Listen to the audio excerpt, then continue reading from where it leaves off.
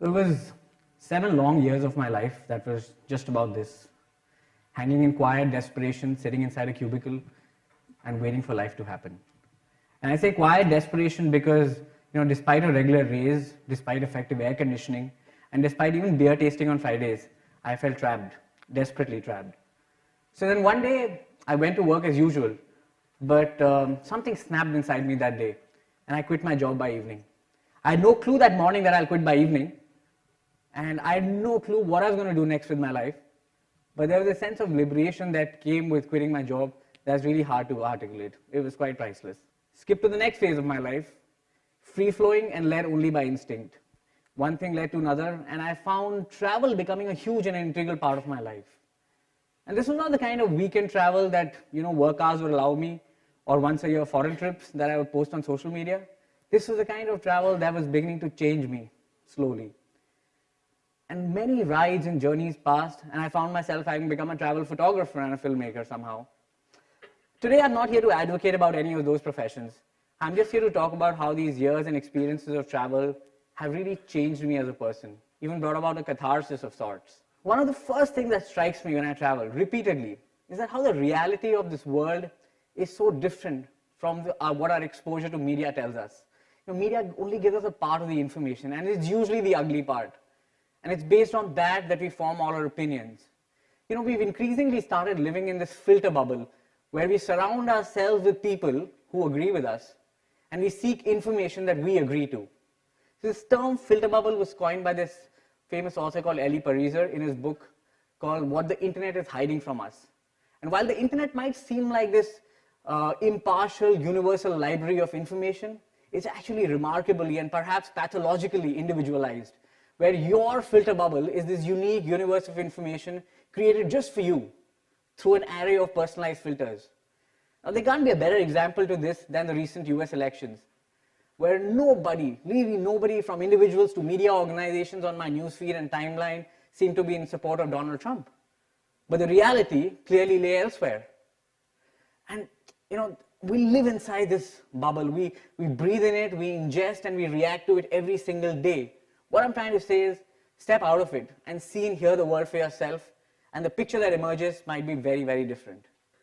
What I'm talking about actually can't be corroborated better than a recent trip to the Kumbh Mela, which was a couple of months back, which was one of the most humbling experiences life had to offer, where I was amidst nearly 20 million people, 25 million people, and we talk about the negativity and the polarization of this nation.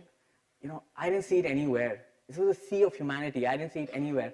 All I saw was wonderfully warm people, eager and willing to share from anything from a chai conversation to a chilim.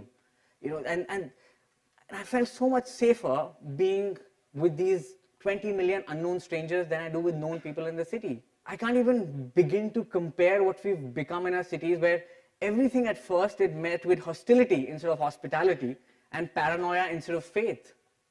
And that's what travel does. It allows you to open up. It allows you to see more perspectives that exist in this world. But there's one thing, no matter where I go, is common across universally. Selfies. It's everywhere, no matter where I go. Look at this guy, what an amazing guy. Anyway. There was another time where, which is a more specific incident, where I happened to be in Banaras during the Babri Masjid verdict day. So there was a lot of projected tension in the atmosphere. There was police deployed everywhere. We were all asked to stay indoors. But since I was hanging around with my camera, the reality actually lay elsewhere. And these were some of the images that I was clicking during that time. And there was not a single incident of political unrest during that time. And for the average Banarasi who loves his bhang and loves his pan, he just likes to live harmoniously with his neighbor, be it a Hindu or a Muslim. And that's what the reality is, really. And then it made me think how excess information just clouds our mind, and how travel helps unclutter it. And there's a huge, huge amount of power that comes with first-hand information, which is not based on another opinion, which is based on what you see. And travel gives you that power.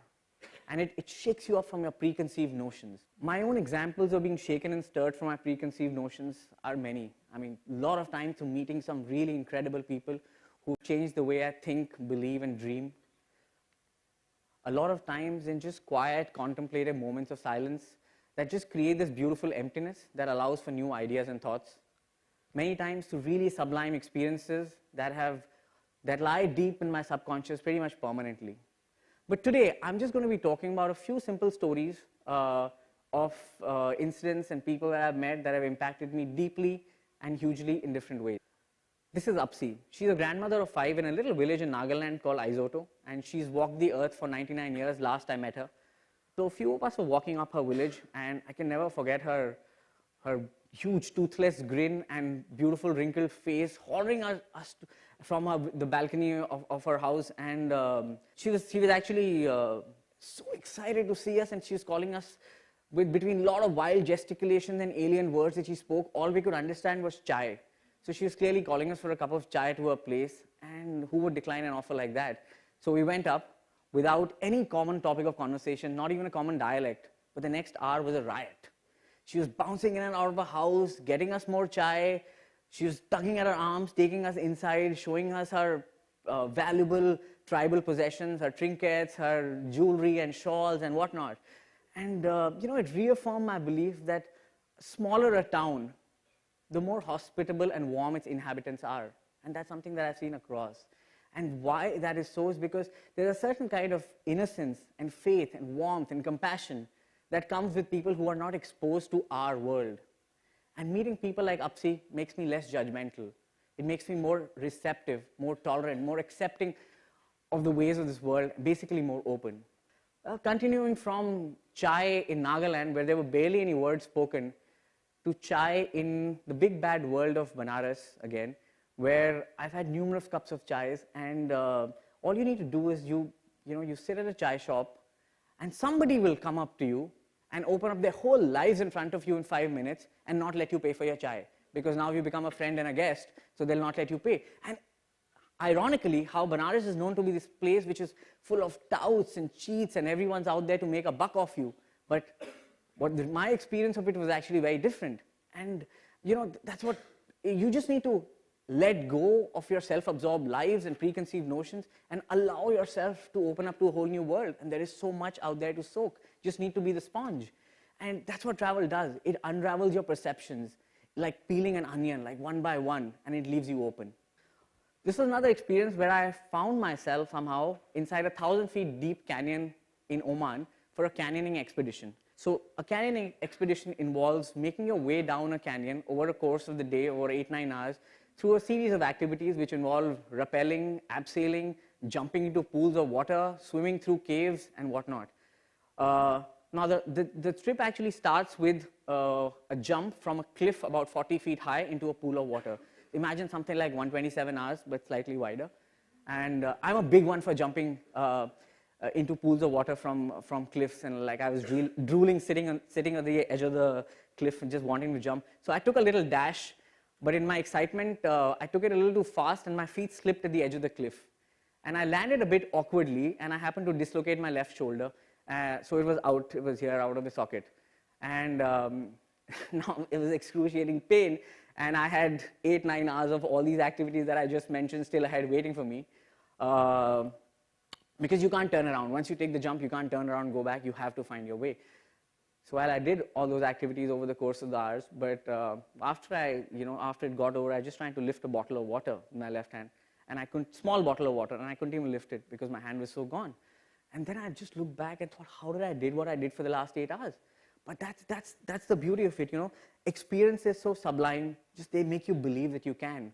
And it's about forgetting your pain, or they test your physical endurance and mental resilience to a whole new level. And then the great part is that once you get that, you can really apply it to various aspects of your life as well. From another time to a tiny little dot in the Pacific in an island called Seychelles, which was not about my endurance or anything like that, it was something else. But it was still about finding a rock and jumping into the sea somehow.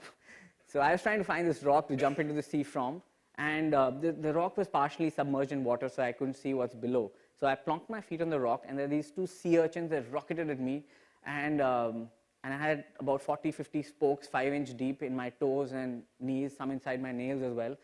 I was practically paralyzed for a moment. I didn't, like, my eyes shut and all of that. I managed to make it to the shore somehow, and then all kinds of treatments were attempted on me, from my driver trying to spank my feet with the burning cloths of fire, to somebody trying to pluck each of these spokes with tweezers, but none of it seemed to be working. I was actually contemplating to apply for the next X-Men movie with spokes coming out of me, but before I could do that, I was taken to the hospital in Mahe, and I met these amazing, incredible human beings, these nurses, who met me with such joy and jubilation that I can't explain, and I don't know what happened to my pain. It just vanished.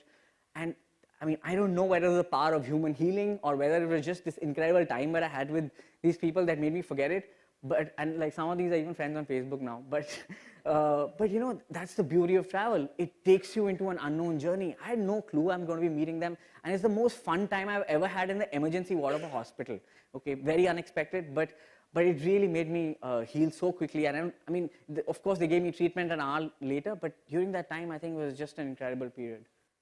So I'm sure a lot of us have grand plans of changing the world, and pretty much why a lot of us are here, to have conversations of change. And I've had this thought lingering in my head for a very long time, that how do I bring about a change in the corrupt system, and how do I influence a situation that's rife with biases and constraints into one that's positive? And the agony actually lies at various levels and topics. You know, how do I stop someone from vandalizing walls for monuments? How do I even make people consider the possibility of another way of thinking, another point of view? But I felt helpless. But then somewhere along the way, I realized that I cannot change the world. None of us can. But what we can change is this tiny little unit that occupies a small slice of earth, and that's us. And we can do that by being open. And it's by bringing that change within ourselves wherein lies the greater potential and power of changing the human world. So travel with an open heart and mind. Go out there, meet people, see the world for yourself, and ratify that it's a better place than you're being made to believe. Thank you.